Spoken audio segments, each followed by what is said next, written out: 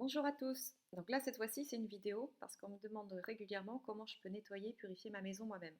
Alors c'est simple, c'est vrai qu'on peut le faire soi-même, il n'y a pas de souci. Par contre, il faut quand même se protéger. Alors, avant de faire quoi que ce soit dans sa maison, on essaie quand même un minimum de se nettoyer. Donc on se fait la petite douche de lumière, l'ancrage, les petits protocoles qu'on connaît tous pour se nettoyer. Et ensuite, on va surtout se protéger. Donc, on visualise bien sa boule de protection, son armure de guerrier, tout ce que vous voulez. Enfin, vous avez chacun votre méthode pour vous protéger, ou tout simplement, vous demandez à vos guides et aux êtres de lumière ou aux archanges de vous protéger pour le travail que vous allez faire sur votre habitat.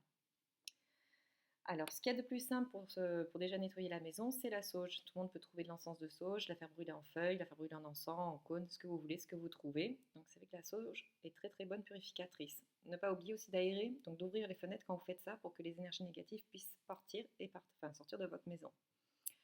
Ensuite, il y a une chose toute simple que l'on peut faire, puisqu'on a tous régulièrement chez soi des coquilles Saint-Jacques. Donc, idéalement, ça serait d'avoir une coquille Saint-Jacques par coin dans votre maison, donc aux 4 coins qui pourraient entourer votre maison, et de mettre du gros sel dedans. Si vous n'avez pas 4 coquilles Saint-Jacques, vous en mettez une sur la pièce principale, dans votre salon, sur une étagère, sur votre buffet, sur une armoire, et vous mettez du gros sel dedans. Donc, pareil, ça purifie et ça protège votre maison. On a aussi les prières. Donc, on n'est pas tous à l'aise avec les prières, que l'on soit croyant, pas croyant, au niveau des religions. Il y a plusieurs méthodes. Vous pouvez invoquer les archanges, invoquer les êtres de lumière, les guides, ce que vous voulez. Vous prenez la prière qui vous parle du moment que vous mettez une intention qui nettoie et qui protège votre maison. Moi, c'est vrai que j'aime beaucoup le Notre Père, parce que Notre Père est très très efficace pour tout ce qui est dégagement des lieux et des personnes, et elle est facile et tout le monde la connaît.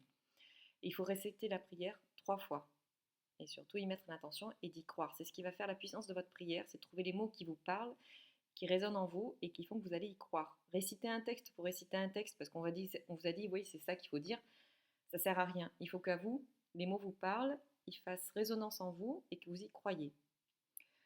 On peut aussi travailler en visualisation. Vous allez visualiser dans votre tête tous les plans de votre maison, tous les murs, et vous allez visualiser de la lumière dans vos murs, de la lumière blanche, et demander le nettoyage et la purification de vos murs et de votre maison. On a aussi la technique de la fleur de vie. Je sais, je reviens beaucoup avec la fleur de vie parce que je l'adore, parce qu'elle est passe-partout et qu'elle est pas chère et que tout le monde peut se fournir en fleur de vie puisque les images sont partout sur Internet ou dans les boutiques, dans les magasins, on peut trouver des fleurs de vie en bois, peu importe. C'est une onde de forme qui va être très très bénéfique pour augmenter le taux vibratoire des lieux et quand on augmente le taux vibratoire d'un lieu, on le protège. Il faut savoir que en fait, tout est résonance, tout est énergie, tout est onde, vibration. Donc, protéger une maison, c'est en fait de la faire monter en taux vibratoire. Plus elle va être haute, plus elle va être protégée. On a aussi la labradorite. Vous pouvez avoir des grosses pierres de labradorite chez vous qui vont protéger votre maison et les grosses géodes d'améthyste. Parce que pareil, l'améthyste a un très grand pouvoir spirituel et va augmenter le taux vibratoire du lieu et harmoniser votre lieu de vie.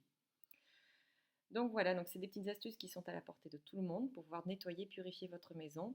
Mais le plus important, pour que votre maison soit bien, soit saine, ne soit pas polluée, eh bien, soyez vous-même sain, lumineux, sans ramener de pensées négatives chez vous, sans déverser votre colère, votre verbe chez vous.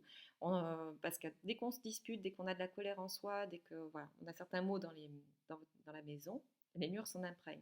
Donc déjà, ayez une bonne hygiène pour vous et votre maison s'en sentira mieux. Autre chose, là c'est par rapport à des nettoyages simples pour des petites dépollutions. Par contre, on est bien d'accord que si chez vous, vous voyez des objets volés et vos enfants qui entrent en lévitation, ben vous n'y attaquez pas. Vous demandez à un professionnel de venir vraiment faire le nettoyage de votre maison. Parce que là, c'est des énergies qui vont être trop lourdes et des choses qui peuvent être dangereuses pour vous et que vous pourrez récupérer sur vous. Mais sinon, pour le quotidien, voilà les petites astuces que vous pouvez appliquer tous les jours chez vous. Merci et bonne journée. Au revoir.